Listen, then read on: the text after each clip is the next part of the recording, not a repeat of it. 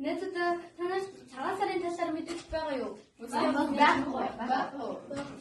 Түүх хөтөлсөй мэдэж авахгүй. 3 Монгол үндэсний дээд хувцсны талаар мэдээлэл өгөх найз багхгүй. За тэгвэл Монгол малгай бид нэр за Монгол хутлыг яаж багах уу? бид нэр тэгвэл 3 магт хуваагдчихлаа. Одоо сайн мэдээлэл сайн зөвлөлөөрэй. Амжилт хүсье. Та бүхэндээ тэгш төрийн дээр мандах төрийн малгай бичиг төрийн гутал агууд мэдчил байна. Энэ Монгол худал сэдвийг сонгоод бүс баяр энэ мэдээллийг бэлтлээ. Монгол худал Монгол худалны хэзээ бүтээлсэн бэ? Хөлийн хамгаалтын хамгийн эртний хэлбэрүүдийн нэг болох гутлын дүрсийг манай эртний өмнөх 15,000 жилийн өмнөх Спаний хойд нутгийн агуун зургуудаар олжээ.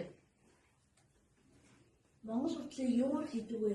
Монголын уламжлал гутал нь байгаль дээр цэр органик эрс тэс уур амьсгал тохиромжтой үхрийн арьсаар оёсон уултай гоё чимэглэл берилийн хоньны арьсаар хийдэг. Улны хэсгийг үхрийн түүхийн арьсаар хийдэг.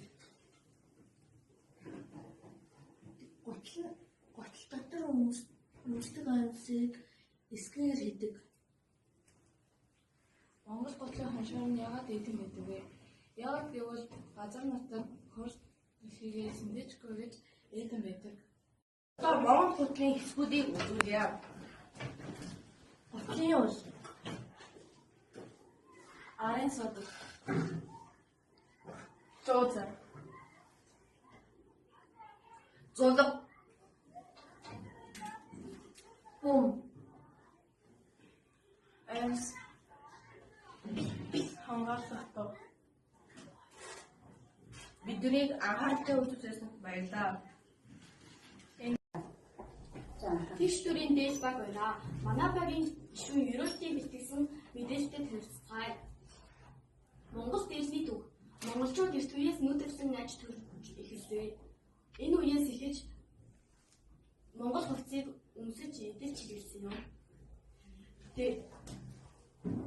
Монгол олон төрлийн дээл гэдэг. Тэр эрэгтэй дээл, эмэгтэй дээл, болон хүүхдийн дээл гэдэг. Тэр ястан бүрийн онцлог нь болохоор ураад загцсан бас хал гэх юм. Монгол дээшний онцлог өргөн зах урт ханцаа хүс байдаг хээ угс өмнөний бэлэгдэл хийж шингээсэн юм. Өнөө үеийн хэрэгцээ. Наадмаар 20 насны үеэр өмсдөг. Орчин үеийн загварын чиг хандлагаар хийж байв. Монгол бүсний тухай. Монгол бүс нь дээлний салшгүй хэсэг. Тэр нь эрэгтэй гэж хуваагдана. Материалд нь торог, арьс, давуу ордог. Бүсний утга хэрэглээ. Эзнийхээ зэрэг зандаа нас хүүсийг илтгэн. Биеийг дулаалах хамгаалах үүрэг зорилготой. Орчин үед энэ нь гоёлын зорилгоор ашиглагддаг болсон. Манай багийн нэрийг мандах төрийн малгай гэдэг. Тэгээд бид нар бэлтгэсэн зүйлээ хэлнэ. Малгай гэлгийн толгойд өмсгөл бөгөөд хэлбэр төрс нь олон янз байв. Харин хүн малгайг нар болон бороо салхи шороноос хамгаалж малгай бүтээсэн. Монгол малгайн хамгийн эртний түүхэн сурвалжлал нь Төв Азийн нүүдэлчдийн хамгийн анхны төр тус эзэнт гүрнийг байгуулсан хүмүүст нартай холбогддог. Одоо би танад малгайны хүчийг ярив. Энэ малгайны хамгийн дээд байгаагийн овой гэдэг. Энэ малгайны энэ хэсгийг далавцаг хавц байгаа хэсгийг бол цаац гэдэг. Харин энэ доор байгаа нэг үсэг хавц байгаа зүйл бол Бүрц гэдэг. Тэгээд малгайны хамгийн дээр байгаа жижигхэн зүйл тавьчихсан байгаа залгаа гэдэг.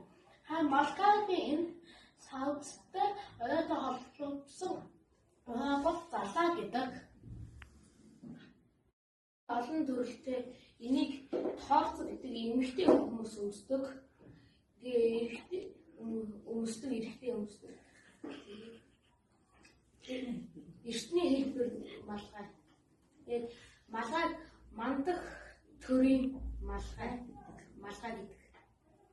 Бидний бэлтгэсэн зүйлийг анхааран сонсон баярлалаа. Сайн шиндээ сайхан